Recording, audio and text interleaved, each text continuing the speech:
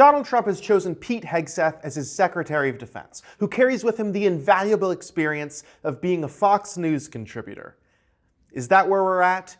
Speaking mindless political nonsense in front of a camera qualifies you to be a cabinet member? Because if that's the case, make me Transportation Secretary.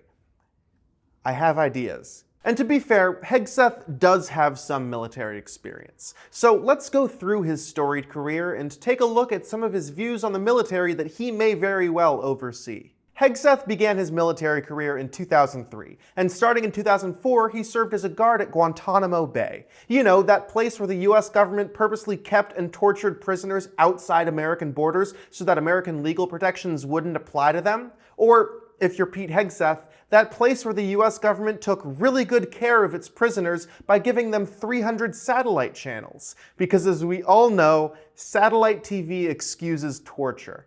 After that, Hesgeth served in Iraq, receiving 2 Bronze Stars. And since leaving active combat, he's done his best to criticize the military for being too woke. For instance, remember back in 2013 when the government lifted the ban on women serving in combat? Yeah, Pete wasn't too happy about that. Because I'm straight up just saying we should not have women in combat roles. But when you actually break down what they did in the studies to open the door for women in combat, I mean, they just ignored them. The study that Hesgeth is referencing here was conducted by the Marine Corps and has been criticized by some as fundamentally flawed. For one, many of the male volunteers in this study had previous experience in combat units, while the female volunteers didn't.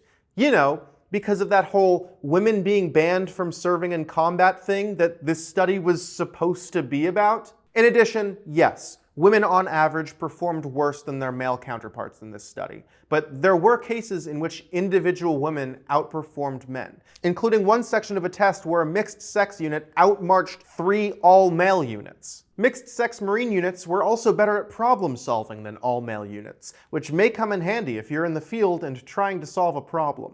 But yeah, I'm sure that reducing your pool of soldiers by outright banning 50% of possible recruits, regardless of their qualifications, can only result in a stronger military. When you come home, they try to rate how disabled you are, and that's how much care you get.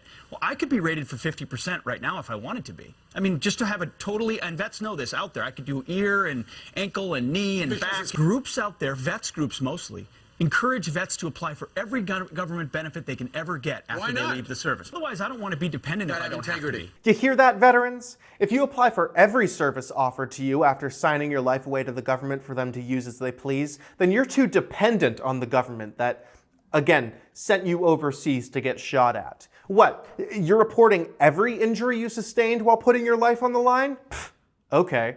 Pete Hesgeth has also advocated for privatizing parts of the Department of Veterans Affairs because, again, why should the government have to provide robust healthcare services to their veterans? By the way, I don't care about Iranian cultural sites, and I'll tell you why. If Iran could, if you understand the Islamic Republic of Iran, of Islamists, if they had the power, they would destroy every single one of our cultural sites and build a mosque on top of it. Oh, cool. So that's a war crime.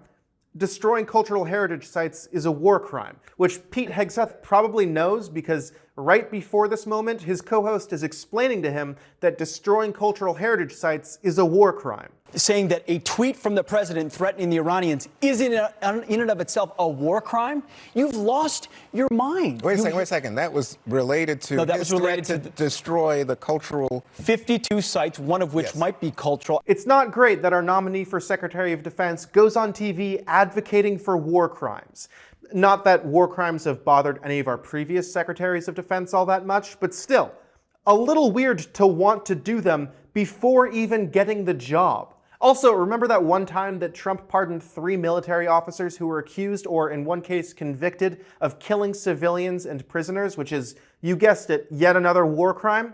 Apparently, Pete Hesgeth was the one who pushed Trump to issue those pardons, because again, he's just fine with war crimes. So in short, Donald Trump's nominee for the Secretary of Defense, the man who will oversee the military, has stated that the prisoners at Guantanamo Bay were treated just fine, wants to prevent women from serving in combat roles, thinks that veterans who seek the full extent of their benefits are too dependent on the government, and is an unabashed supporter of war crimes and war criminals. And somehow, he isn't even the worst appointment that Trump has made so far.